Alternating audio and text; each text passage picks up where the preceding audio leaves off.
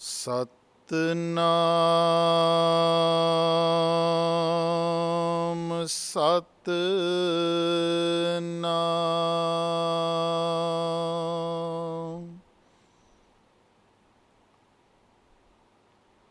ਸਤਿਨਾਮ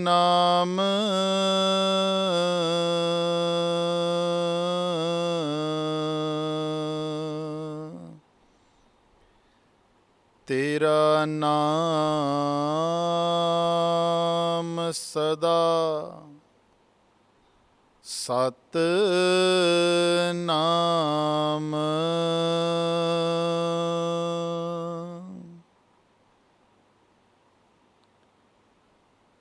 ਬਹੁਤ ਜਨਮ ਬਹੁਤ ਜਨਮ ਵਿਛਰੇ ਥੇ ਮਾਧੋ ਇਹ ਜਨਮ ਤੁਮਹਾਰੇ ਲਿਖੇ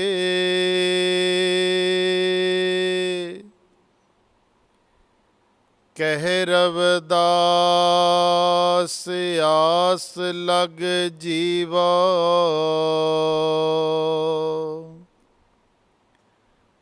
ਚਿਰ ਭਇਓ ਦਰਸ਼ਨ ਦਿਖੇ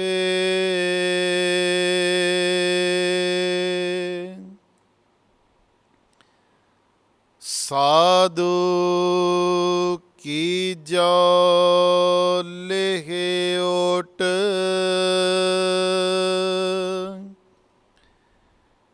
ਤੇਰੇ ਮਿਟੇ ਪਾਪ ਸਭ ਕੋਟ ਕੋਟ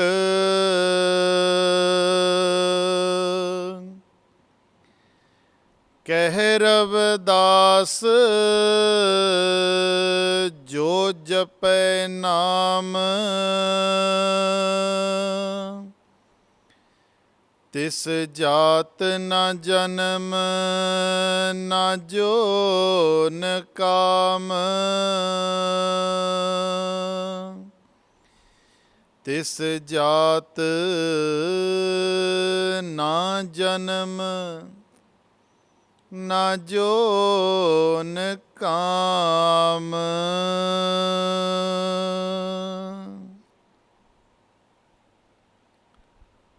ਪਰਮ ਸਤਿਕਾਰਯੋਗ ਗੁਰੂ ਪਿਆਰੀ ਗੁਰੂ ਰੂਪ ਸਾਧ ਸੰਗਤ ਜੀ, ਸਭ ਤੋਂ ਪਹਿਲਾਂ ਤਾਂ ਆਪ ਸਭ ਨੂੰ ਪਿਆਰ ਭਰੀ ਜੈ ਗੁਰੂਦੇਵ, ਧੰਨ ਗੁਰੂਦੇਵ। ਗੁਰੂ ਪਿਆਰੀ ਸਾਧ ਸੰਗਤ ਜੀ, ਅੱਜ ਆਪਾਂ ਜਿਸ ਸ਼ਬਦ ਦੀ ਵਿਚਾਰ ਨੂੰ ਸਾਂਝਾ ਕਰਨ ਜਾ ਰਹੇ ਹਾਂ,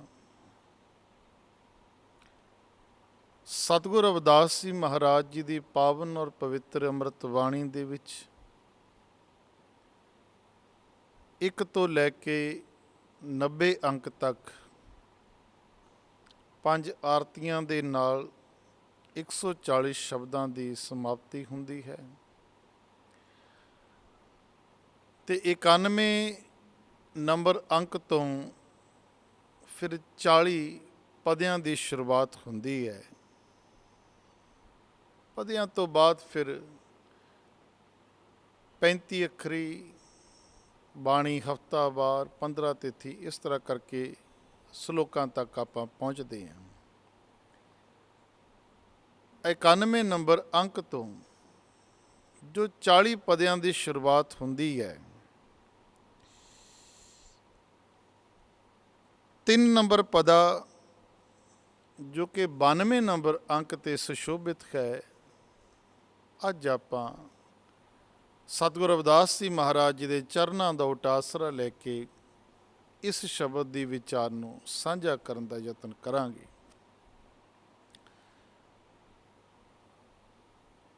कर एकाग्र बिरत को, सिमरै नित करतार, साहिब की सब रीत का कौन कथे विस्तार।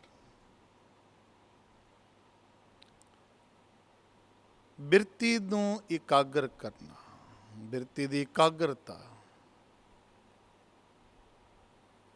ਇਹ ਬਣਨੀ ਕਿੱਦਾਂ ਆ? ਮਹਾਰਾਜ ਜੀ ਦਾ ਸਾਨੂੰ ਹੁਕਮ ਹੈ, ਸਿਮਰੈ ਨਿਤ ਕਰਤਾਰ ਕੇ ਰੋਜ਼ਾਨਾ। ਉਸ ਕਰਤਾਰ ਦਾ, ਉਸ ਨਿਰੰਕਾਰ ਦਾ, ਉਸ ਅਕਾਲ ਪੁਰਖ ਦਾ ਸਿਮਰਨ ਕਰਨਾ। ਸਿਮਰਨ ਕਹਿ ਲਓ, ਸਮਰਨ ਕਹਿ ਲਓ, ਯਾਦ ਕਰਨਾ ਕਹਿ ਲਓ, ਗੱਲ ਇੱਕ ਹੀ ਹੈ। ਸਿਮਰੈ ਨਿਤ ਕਰਤਾਰ, ਜੇਕਰ ਅਸੀਂ ਰੋਜ਼ਾਨਾ ਮਾਲਕ ਦਾ ਸਿਮਰਨ ਕਰਦੇ ਹਾਂ ਤਾਂ ਗੁਰੂ ਪਿਆਰੀ ਸਾਧ ਸੰਗਤ ਜੀ, ਤਾਂ ਗੁਰੂ ਦੀਆਂ ਰਹਿਮਤਾਂ ਦਾ ਮੀਂਹ ਸਾਡੇ ਤੇ ਜੋ ਵਰੇਗਾ, ਉਸ ਨੂੰ ਸ਼ਬਦਾਂ ਵਿੱਚ ਵਿਖਿਆਨ ਨਹੀਂ ਕੀਤਾ ਜਾ ਸਕਦਾ। ਦੇਖੋ, ਜਦੋਂ ਅਸੀਂ ਕਿਸੇ ਨੂੰ ਯਾਦ ਕਰਦੇ ਹਾਂ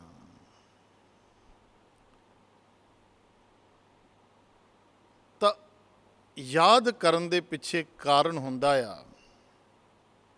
ਉਹ ਕਾਰਨ ਕੀ ਹੈ? ਉਹ ਹੈ ਪ੍ਰੇਮ।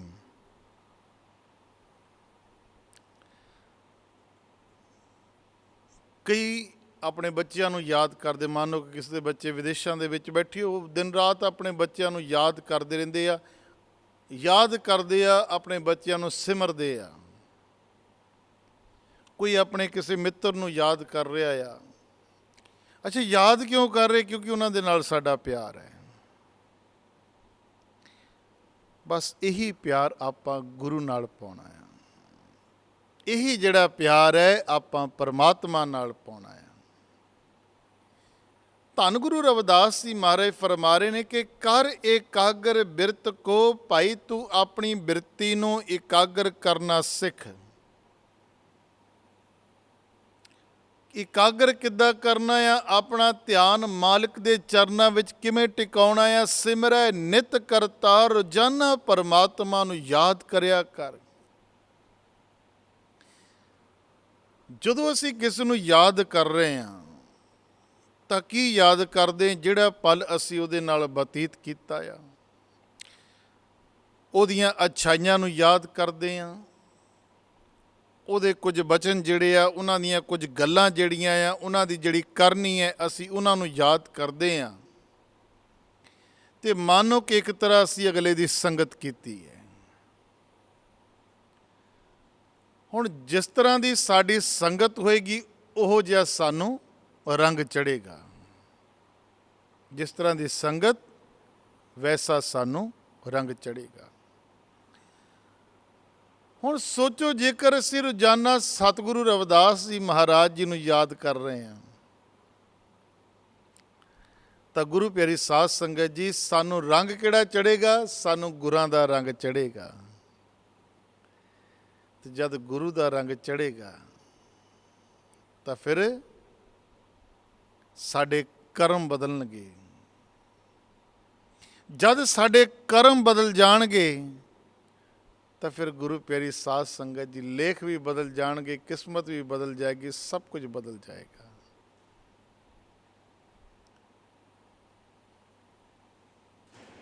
ਮੈਂ ਕਿਸੇ ਮਹਾਤਮਾ ਨੂੰ ਸੁਣ ਰਿਹਾ ਸੀ,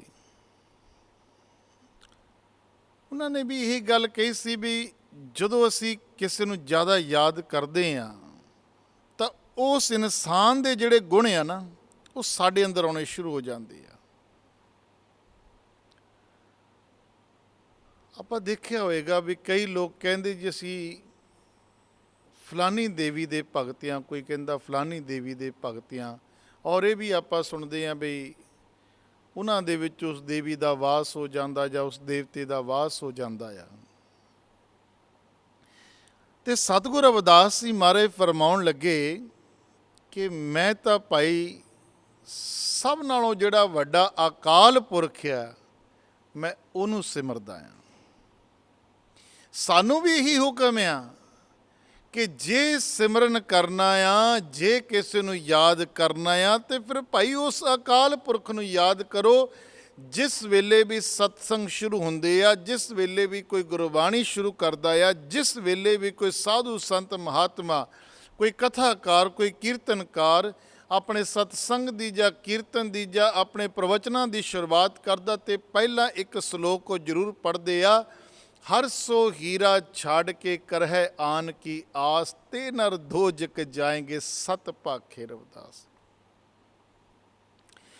ਹੁਣ ਇਸ ਸ਼ਲੋਕ ਦੇ ਵਿੱਚ ਸਪਸ਼ਟ ਕਰਕੇ ਮਹਾਰਾਜ ਜੀ ਨੇ ਸਮਝਾਇਆ ਵੀ ਆਸ ਕਿਤੇ ਰੱਖਣੀ ਉਸ ਪਰਮਾਤਮਾ ਤੇ, ਭਰੋਸਾ ਕਿਤੇ ਰੱਖਣਾ ਉਸ ਪਰਮਾਤਮਾ ਤੇ, ਤੇ ਜਿਹੜਾ ਪਰਮਾਤਮਾ ਨੂੰ, ਉਸ ਮਾਲਕ ਪਰਮ ਪਿਤਾ ਪਰਮੇਸ਼ਰ ਨੂੰ ਛੱਡ ਕੇ ਹੋਰਨਾਂ ਉੱਪਰ ਆਸ ਭਰੋਸਾ ਰੱਖਦਾ, ਤੇ ਮਹਾਰਾਜ ਜੀ ਕਹਿੰਦੇ ਉਹ ਡੋਲਦਾ ਭੜਕਦਾ ਤੇ ਫਿਰ ਨਰਕਾਂ ਦਾ ਭਾਗੀ ਬਣਦਾ ਆ।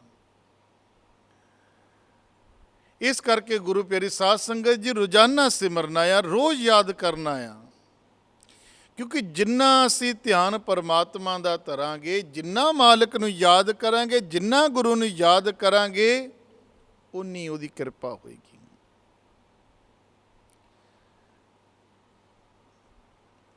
ਉਹਦੇ ਨਾਲ ਜੁੜੇ ਰਵਾਂਗੇ, ਤੇ ਸਾਡੇ ਅੰਦਰ ਨਾ ਆ ਜਿਹੜੇ 5 ਵਿਕਾਰ ਹੈ, ਕਾਮ, ਕ੍ਰੋਧ, ਲੋਭ, ਮੋਹ, ਅਹੰਕਾਰ, ਇਹਨਾਂ ਦਾ ਪ੍ਰਭਾਵ ਵਧੇਗਾ ਨਹੀਂ। ਹੁੰਦਾ ਕੀ ਹੈ, ਜਿੰਨਾ ਕਿ ਗੁਰਬਾਣੀ ਦੇ ਵਿੱਚੋਂ ਸਾਨੂੰ ਸਮਝ ਆਈ ਹੈ ਕਿ ਬਾਲ ਅਵਸਥਾ ਜਿਹੜੀ ਹੁੰਦੀ ਨਾ, ਇੱਕ ਬਚਪਨ ਦੀ ਅਵਸਥਾ, ਬਾਲ ਅਵਸਥਾ, ਬਚਪਨ ਦੀ ਜਿਹੜੀ ਅਵਸਥਾ ਆ, ਇਹਦੇ ਵਿੱਚ ਅਸੀਂ ਤਕਰੀਬਨ ਰੱਬ ਨਾਲ ਜੁੜੇ ਹੁੰਦੇ ਹਾਂ। ਜਿਹੜੀ ਬਾਲ ਅਵਸਥਾ ਹੁੰਦੀ, ਆਪਾਂ ਕਈ ਵਾਰੀ ਕਹਿੰਦੇ ਕਿ ਬੱਚੇ ਰੱਬ ਦਾ ਰੂਪ ਆ। ਅੱਛਾ, ਉਹ ਰੱਬ ਦਾ ਰੂਪ ਆ, ਉਹ ਕਿਸ ਕਰਕੇ ਕਿਹਾ ਜਾਂਦਾ? ਕਿਉਂਕਿ ਉਹਨਾਂ ਦੇ ਅੰਦਰ ਜਿਹੜੇ 5 ਵਿਕਾਰ ਹੈ, ਅਜੇ ਇਹਨਾਂ ਦਾ ਪ੍ਰਭਾਵ ਨਹੀਂ ਪਿਆ। 3-4 ਸਾਲ, 4-5 ਸਾਲ ਤੱਕ ਜਿਹੜਾ ਬੱਚਾ ਹੈ ਨਾ, ਉਹ ਲਗਭਗ ਰੱਬ ਦਾ ਰੂਪ ਹੀ ਹੁੰਦਾ ਹੈ, ਕਿਉਂਕਿ ਉਹਦੇ ਅੰਦਰ ਕੋਈ ਸ਼ੈਤਾਨੀ ਨਹੀਂ ਹੈ, ਉਹਦੇ ਅੰਦਰ ਕੋਈ ਵਿਕਾਰ ਨਹੀਂ ਹੈ। ਔਰ ਹੌਲੀ ਹੌਲੀ ਕਰਦੇ ਕਰਦੇ ਜਦੋਂ ਸਾਡੇ ਅੰਦਰ ਵਿਕਾਰ ਜਾਗਣ ਲੱਗ ਜਾਂਦੇ ਆ, ਕਾਮ, ਕ੍ਰੋਧ, ਲੋਭ, ਮੋਹ, ਅਹੰਕਾਰ, ਜਦੋਂ ਇਹ ਆਪਣਾ ਪ੍ਰਭਾਵ ਵਧਾਉਣ ਲੱਗ ਜਾਂਦੇ ਆ, ਤਾਂ ਅਸੀਂ ਰੱਬ ਨਾਲੋਂ ਦੂਰ ਹੋਣਾ ਸ਼ੁਰੂ ਹੋ ਜਾਂਦੇ ਹਾਂ। ਪੜ੍ਹਦੇ ਆ ਨਾ ਬਚਨ ਮਹਾਰਾਜ ਜੀ ਦੇ ਵੀ, ਇਨ ਪੰਚਨ ਮੇਰੋ ਮਨ ਜੋ ਬਿਗਾਰਿਓ, ਪਲ ਪਲ ਹਰ ਜੀਤੇ ਅੰਤਰ ਪਾਰਿਓ। ਭਾਵ ਇਹਨਾਂ 5 ਵਿਕਾਰਾਂ ਨੇ ਇਸ ਮਨ ਨੂੰ ਇਤਨਾ ਕੁ ਵਿਗਾੜਿਆ, ਇਤਨਾ ਕੁ ਵਿਗਾੜਿਆ ਕਿ ਇੱਕ ਇੱਕ ਪਲ ਅਸੀਂ ਰੱਬ ਨਾਲੋਂ ਦੂਰ ਹੁੰਦੇ ਗਏ। ਸਾਡੀ ਆਤਮਾ ਤੇ ਪਰਮਾਤਮਾ ਦੇ ਵਿਚਕਾਰਲੀ ਜਿਹੜੀ ਦੂਰੀ ਆ, ਉਹ ਪਲ ਪਲ ਵੱਧਦੀ ਗਈ। ਹੁਣ ਆਪਾਂ ਇਸ ਦੂਰੀ ਨੂੰ ਖਤਮ ਕਰਨਾ ਆ। ਇਸ ਦੂਰੀ ਨੂੰ ਖਤਮ ਕਿੱਦਾਂ ਕਰਨਾ ਆ? ਗੁਰੂ ਪਿਆਰੀ ਸਾਧ ਸੰਗਤ ਜੀ, ਰੋਜ਼ ਉਸ ਮਾਲਕ ਨੂੰ ਯਾਦ ਕਰੀਏ। ਦੇਖੋ, ਇੱਕ ਛੋਟੀ ਜਿਹੀ ਉਦਾਹਰਨ ਹੈ ਕਿ ਮਾਨੋ ਕਿ ਅੱਜ ਅਸੀਂ ਸਫੇਦ ਰੰਗ ਦਾ ਕੱਪੜਾ ਪਹਿਨਿਆ, ਸਵੇਰੇ ਪਹਿਨਿਆ, ਸ਼ਾਮ ਨੂੰ ਅਗਰ ਧੋਵਾਂਗੇ ਤਾਂ ਬੜੇ ਆਰਾਮ ਦੇ ਨਾਲ ਧੋਤਾ ਜਾਏਗਾ, ਦਾਗ ਸਾਰੇ ਉਤਰ ਜਾਣਗੇ। ਹੁਣ 4 ਦਿਨਾਂ ਬਾਅਦ ਅਗਰ ਉਹੀ ਕੱਪੜਾ ਅਸੀਂ ਧੋਵਾਂਗੇ ਤਾਂ ਧੋਣ ਦੇ ਵਿੱਚ ਦਿੱਕਤ ਆਏਗੀ, ਦਾਗਾਂ ਨੂੰ ਉਤਾਰਨਾ ਇਤਨਾ ਆਸਾਨ ਨਹੀਂ ਹੋਏਗਾ, ਥੋੜ੍ਹੀ ਮਿਹਨਤ ਕਰਨੀ ਪਏਗੀ, ਆਖਿਰਕਾਰ ਫਿਰ ਵੀ ਦਾਗ ਸ਼ਾਇਦ ਉਤਰ ਜਾਣਗੇ। ਅਗਰ ਅਸੀਂ ਉਹੀ ਕੱਪੜਾ ਮਹੀਨੇ ਬਾਅਦ ਧੋਵਾਂਗੇ ਤੇ ਧੋਣਾ ਬੜਾ ਔਖਾ ਹੋ ਜਾਏਗਾ, ਮਿਹਨਤ ਜ਼ਿਆਦਾ ਕਰਨੀ ਪਏਗੀ, ਕੱਪੜਾ ਮਲਣਾ ਜ਼ਿਆਦਾ ਪਏਗਾ, ਔਰ ਉਹਦੇ ਦਾਗ, ਉਹਦੀ ਕਾਲਕ ਨੂੰ ਮਿਟਾਉਣਾ ਜ਼ਿਆਦਾ ਔਖਾ ਹੋ ਜਾਏਗਾ। ਜੇ ਉਹਨੂੰ ਸਾਲ ਬਾਅਦ ਧੋਂਦੇ ਆ ਤੇ ਸਾਲ ਬਾਅਦ ਉਹ ਜਿਹੜਾ ਕੱਪੜਾ ਨਾ, ਹੁਣ ਸਫੇਦ ਨਹੀਂ ਰਹਿ ਜਾਏਗਾ, ਉਹ ਕਾਲੇ ਰੰਗ ਦੇ ਵਿੱਚ ਸਾਨੂੰ ਨਜ਼ਰ ਆਏਗਾ। ਔਰ ਸਾਲ ਬਾਅਦ ਸਫੇਦ ਰੰਗ ਦੇ ਕੱਪੜੇ ਨੂੰ ਅਸੀਂ ਧੋਣਾ ਆ, ਤੇ ਉਹਨੂੰ ਫਿਰ ਧੋਣ ਲਈ ਇੱਕ ਵਾਰ ਨਹੀਂ, ਸਾਨੂੰ ਕਈ ਵਾਰ ਧੋਣਾ ਪਏਗਾ, ਫਿਰ ਕਿਤੇ ਜਾ ਕੇ ਅਸੀਂ ਉਹਦੇ ਦਾਗ ਖਤਮ ਕਰ ਸਕਦੇ, ਉਹਦੀ ਕਾਲਕ ਨੂੰ ਮਿਟਾ ਸਕਦੇ ਹਾਂ। ਸਾਡੇ ਨਾਲ ਕੀ ਹੋਇਆ? ਮਹਾਰਾਜ ਜੀ ਕਹਿੰਦੇ ਇੰਨੇ ਕੁ ਜਨਮਾਂ ਦੀ ਅਸੀਂ ਮੈਲ ਲਈ ਬੈਠੇ ਹਾਂ, ਜਨਮ ਜਨਮ ਕੀ ਇਸ ਮਨ ਕੋ ਮਲ ਲਾਗੀ ਕਾਲਾ ਹੋਇਆ ਸ਼ਿਆ। ਇੰਨੇ ਜਨਮਾਂ ਦੀ ਅਸੀਂ ਮੈਲ ਲਈ ਬੈਠੇ ਹਾਂ, ਤੇ ਅੱਜ ਮਹਾਰਾਜ ਜੀ ਕਹਿੰਦੇ ਜਿਹੜਾ ਸਾਡਾ ਮਨ ਆ ਨਾ, ਉਹ ਭਾਈ ਕਾਲਾ ਸ਼ਾਹ ਬਣ ਚੁੱਕਿਆ ਆ, ਕਾਲਾ ਸ਼ਾਹ ਹੋ ਚੁੱਕਿਆ ਆ। ਹੁਣ ਇਸ ਮਨ ਨੂੰ ਧੋਣਾ ਆ, ਇਸ ਮਨ ਨੂੰ ਨਿਰਮਲ ਕਰਨਾ ਆ। ਔਰ ਨਿਰਮਲ ਕਿੱਦਾਂ ਕਰਨਾ? ਮਹਾਰਾਜ ਜੀ ਕਹਿੰਦੇ ਕਰ ਇਕਾਗਰ ਬਿਰਤ ਕੋ ਸਿਮਰੈ ਨਿਤ ਕਰਤਾਰ ਧੁਰ ਜਾਨਾ। ਪਰਮਾਤਮਾ ਦਾ ਸਿਮਰਨ ਕਰ ਤੇ ਆਪਣੀ ਬਿਰਤੀ ਨੂੰ ਇਕਾਗਰ ਕਰ ਗੁਰੂ ਦੇ ਚਰਨਾਂ ਵਿੱਚ, ਪਰਮਾਤਮਾ ਦੇ ਚਰਨਾਂ ਦੇ ਵਿੱਚ। ਸਾਹਿਬ ਕੀ ਸਭ ਰੀਤ ਕਾ ਕੌਣ ਕਥੈ ਵਿਸਥਾਰ। ਤੇ ਮਹਾਰਾਜ ਜੀ ਕਹਿੰਦੇ ਨੇ ਉਹ ਮੇਰੇ ਮਾਲਕ ਦੀ ਸੋਭਾ ਕਹਿੰਦੇ ਕੀ ਕਰੀਏ ਭਾਈ, ਉਹ ਬੜਾ ਬੇਅੰਤ ਹੈ, ਕੀ ਵਿਸਥਾਰ ਕਰੀਏ। ਤਿਸ ਕੀ ਕੁਦਰਤ ਅਤ ਬੜੀ ਜਾਣੇ ਕੌਣ ਵਿਚਾਰ। ਸਦਗੁਣ ਨਿਤ ਹਿਰਦੇ ਵਸੇ ਮਿਲਸੀ ਠੌਰ ਅਪਾਰ। ਉਹਦੀ ਕੁਦਰਤ ਬੜੀ ਬੇਅੰਤ ਆ। ਦੇਖੋ ਕਈ ਦਫਾ ਜਦ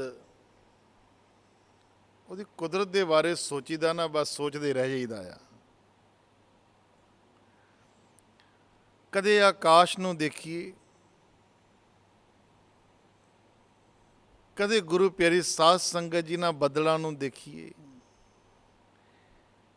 ਕਦੇ ਇਸ ਬਨਸਪਤੀ ਨੂੰ, ਇਸ ਹਰਿਆਲੀ ਨੂੰ ਦੇਖੀਏ, ਕਦੇ ਸਮੁੰਦਰਾਂ ਸਾਗਰਾਂ ਨੂੰ ਦੇਖੀਏ, ਕਦੇ ਉੱਚੇ ਪਰਬਤ ਪਹਾੜਾਂ ਨੂੰ ਦੇਖੀਏ, ਕਦੇ 84 ਲੱਖ ਤਰ੍ਹਾਂ ਦੇ ਜਿਹੜੇ ਜੀਵ ਜੰਤੂ ਹੈ ਇਹਨਾਂ ਨੂੰ ਦੇਖੀਏ, ਕਦੇ ਇਹ ਸੰਸਾਰ ਚੱਲਦਾ ਕਿਵੇਂ ਹੈ ਇਸ ਗੱਲ ਨੂੰ ਵਿਚਾਰੀਏ, ਕਦੇ ਇਹ 84 ਲੱਖ ਜੂਨਾਂ ਕਿਸ ਤਰ੍ਹਾਂ ਪੈਦਾ ਹੁੰਦੀਆਂ, ਕਿਸ ਤਰ੍ਹਾਂ ਇਹਨਾਂ ਦਾ ਅੰਤ ਹੁੰਦਾ ਹੈ, ਇਹਨਾਂ ਵਿੱਚ ਕਿਹੜੇ ਕਿਹੜੇ ਗੁਣ ਆ, ਇਹਨਾਂ ਵਿੱਚ ਕਿਹੜੀਆਂ ਕਿਹੜੀਆਂ ਕਲਾਵਾਂ ਆ। ਜਦ ਇਹਨਾਂ ਨੂੰ ਦੇਖੀਏ ਤਾਂ ਗੁਰੂ ਪਿਆਰੀ ਸਾਧ ਸੰਗਤ ਜੀ ਮੁੱਖ ਤੇ ਇੱਕੋ ਹੀ ਗੱਲ ਆਏਗੀ ਵੀ ਤੇਰੀ ਕੁਦਰਤ ਕੋ ਕੁਰਬਾਨ ਹੀ ਪਰਮਾਤਮਾ। ਤੇਰੀ ਜਿਹੜੀ ਕੁਦਰਤ ਆ ਮੈਂ ਇਸ ਤੋਂ ਬਲਿਹਾਰ ਜਾਂਦਾ ਆ, ਮੈਂ ਇਸ ਤੋਂ ਕੁਰਬਾਨ ਜਾਂਦਾ ਆ,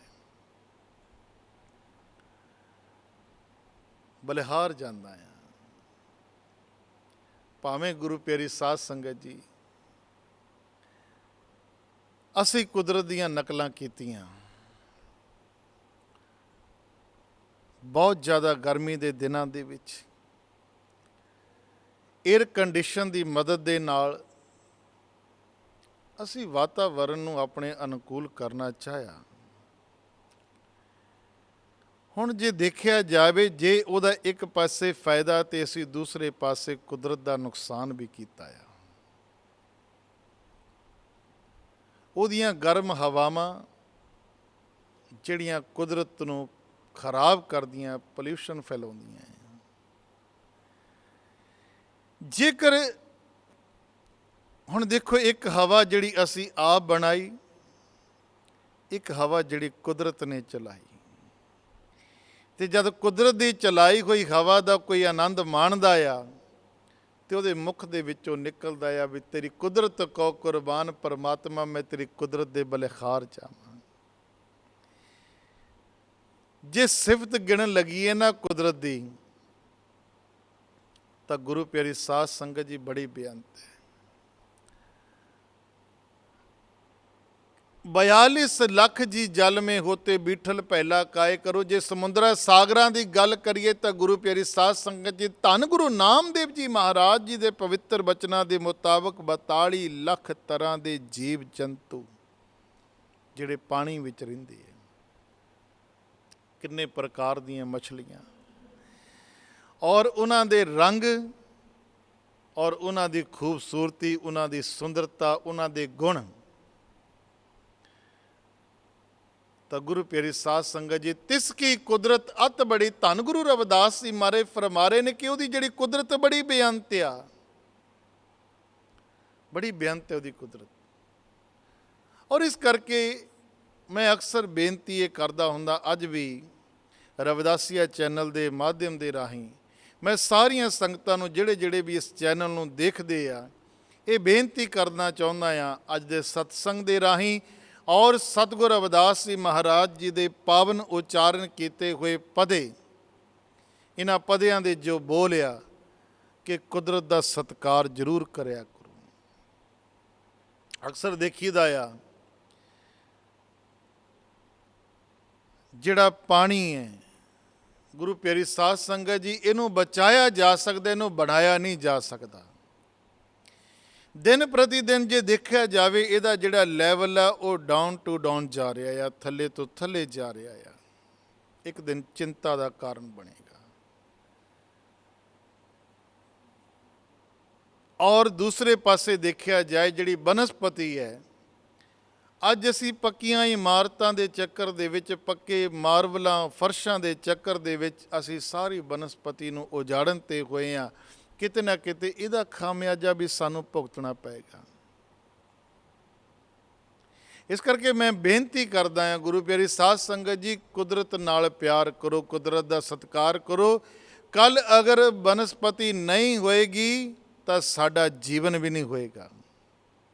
कल अगर पानी नहीं होएगा, वो पानी नूं तां महाराज जी ने पिता क्या, पवन गुरु पानी पिता, माता धरत महत, दिवस रात दो दाए दाए, खिले सगल जगत, चंगियाइयां बुराइयां, वाचे धर्म हदूर, करमी आपो अपनी के नेड़े के दूर।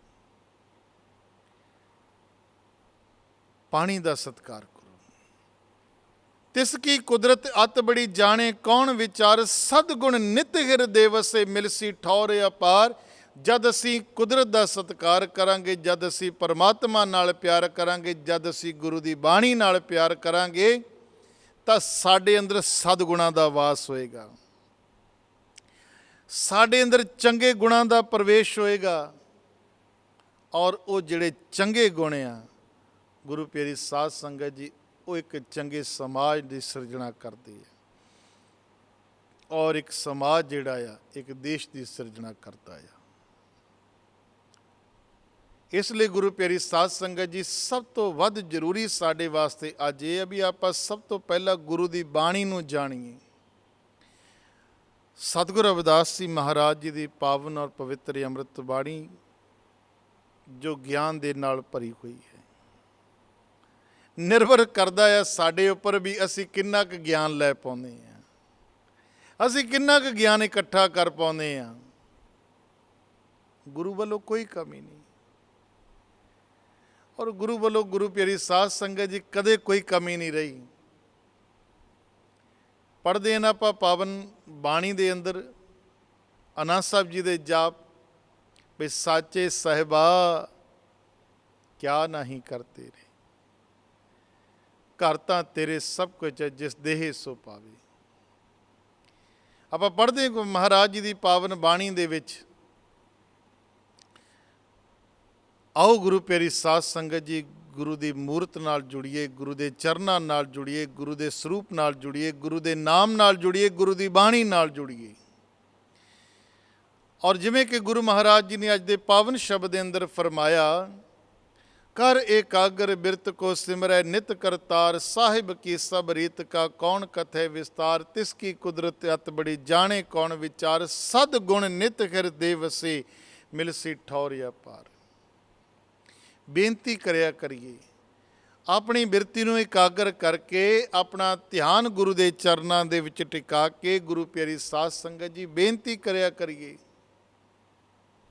कि सतगुरु जी किरपा करो,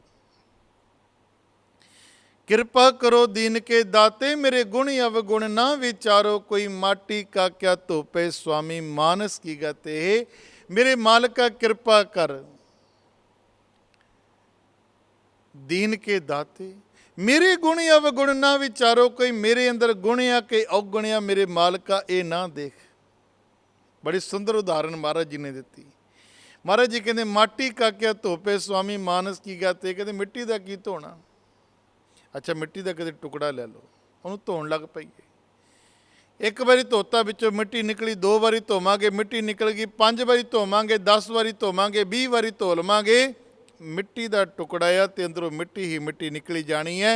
महाराज जी कहते जिमें मिट्टी के टुकड़े नूं जिन्ना मर्जी धो लो अंदरों मिट्टी निकलनी, उही हाल महाराज जी कहते साडा आ,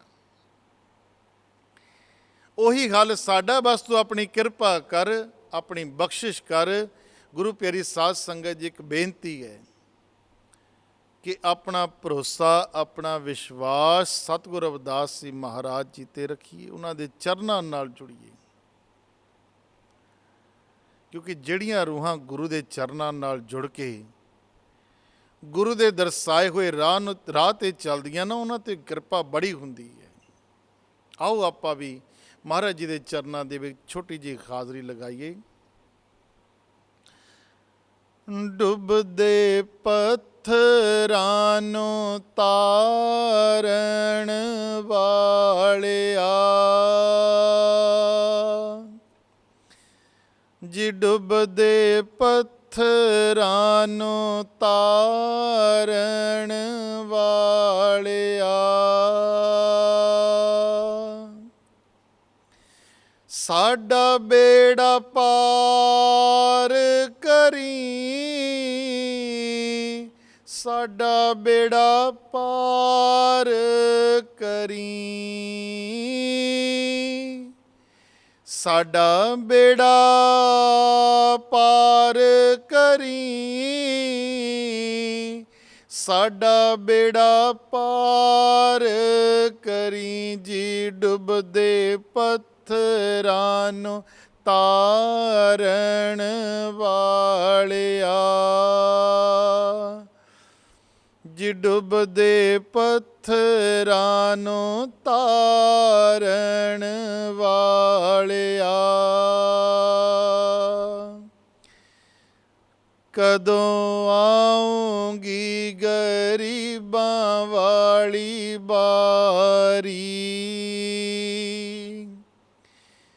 ਕਦੋਂ ਆਉਂਗੀ ਗਰੀਬਾਂ ਵਾਲੀ ਬਾਰੀ ਸਾਡਾ ਬੇੜਾ ਪਾਰ ਕਰੀ, ਸਾਡਾ ਬੇੜਾ ਪਾਰ ਕਰੀ, ਸਾਡਾ ਬੇੜਾ ਪਾਰ ਕਰੀ,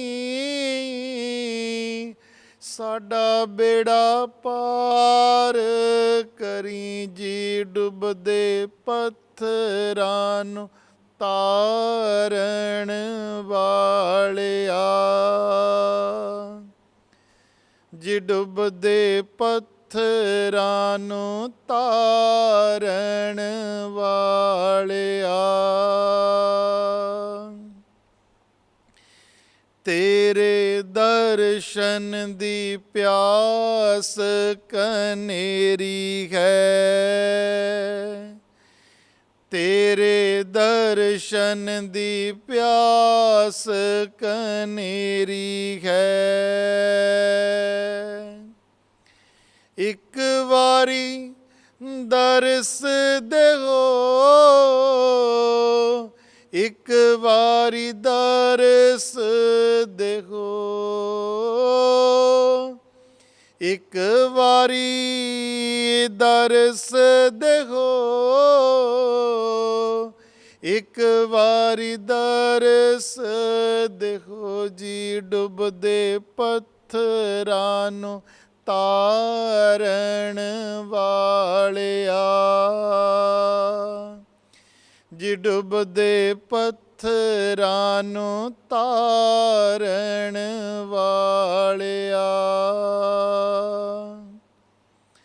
ਸਾਡਾ ਬੇੜਾ ਪਾਰ ਕਰੀ,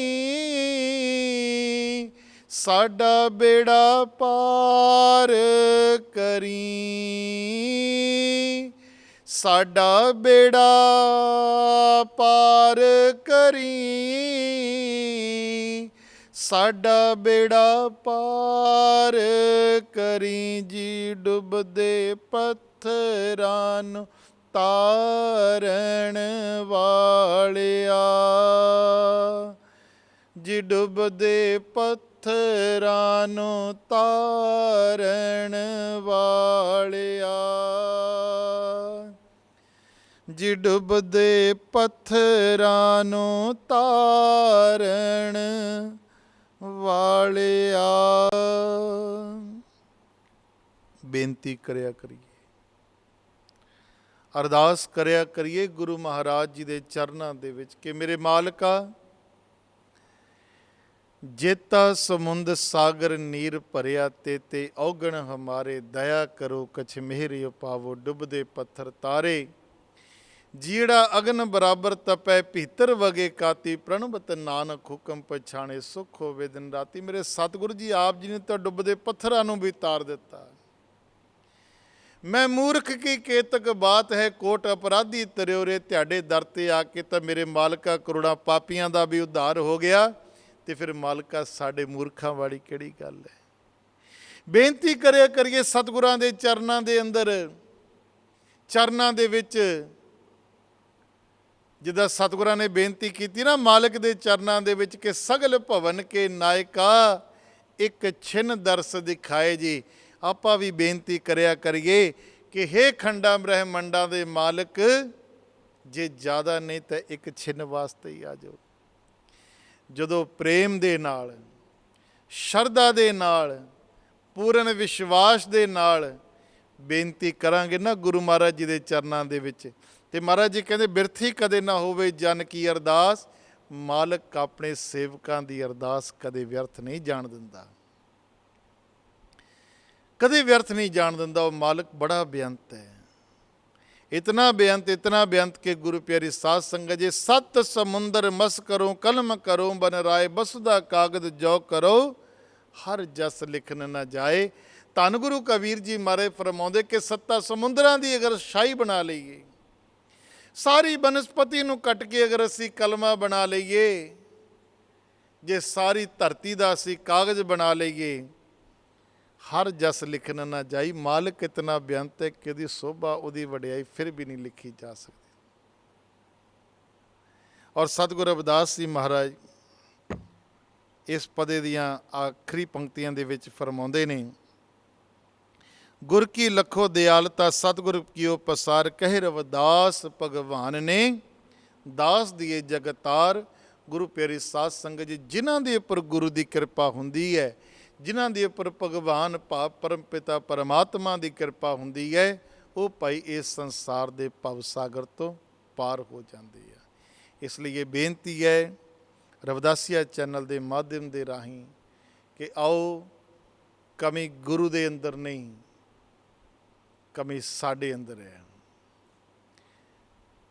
ਗੁਰੂ ਦੀਆਂ ਤਸਵੀਰਾਂ ਨੂੰ ਪੂਜਦੇ ਹਾਂ, ਕਦੇ ਗੁਰੂ ਦੀ ਬਾਣੀ ਨੂੰ ਪੂਜੀਏ। ਗੁਰੂ ਦੀਆਂ ਤਸਵੀਰਾਂ ਨੂੰ ਮੰਨਿਆ, ਆਓ ਅੱਜ ਆਪਾਂ ਗੁਰੂ ਦੀ ਬਾਣੀ ਨੂੰ ਮੰਨੀਏ, ਗੁਰੂ ਦੇ ਬਚਨਾਂ ਨੂੰ ਮੰਨੀਏ, ਗੁਰੂ ਦੀਆਂ ਸਿੱਖਿਆਵਾਂ ਨੂੰ ਮੰਨੀਏ, ਔਰ ਜੋ ਗੁਰਾਂ ਨੇ ਰਾਹ ਦਿਖਾਇਆ ਆ ਉਸ ਰਾਹ 'ਤੇ ਚੱਲੀਏ। ਔਰ ਜਿਹੜੀਆਂ ਰੂਹਾਂ ਸਤਿਗੁਰਾਂ ਦੇ ਦਰਸਾਏ ਰਾਹ 'ਤੇ ਚੱਲਦੀਆਂ ਨੇ, ਗੁਰੂ ਪਿਆਰੀ ਸਾਧ ਸੰਗਤ ਜੀ, ਤਿਨਾਂ ਦਾ ਇਸ ਸੰਸਾਰ 'ਤੇ ਆਉਣਾ ਮੁਬਾਰਕ ਹੋ ਜਾਂਦਾ ਆ। ਇਹ ਲੋਕ ਸੁਖੀ ਹੋ ਜਾਂਦਾ ਤੇ ਪਰਲੋਕ ਸੁਹੇਲਾ ਹੋ ਜਾਂਦਾ ਹੈ। ਬੋਲ ਗੁਰੂ ਮਹਾਰਾਜ ਕੀ ਜੈ। ਸੋ ਗੁਰੂ ਪਿਆਰੀ ਸਾਧ ਸੰਗਤ ਜੀ, ਬਹੁਤ ਬਹੁਤ ਧੰਨਵਾਦ।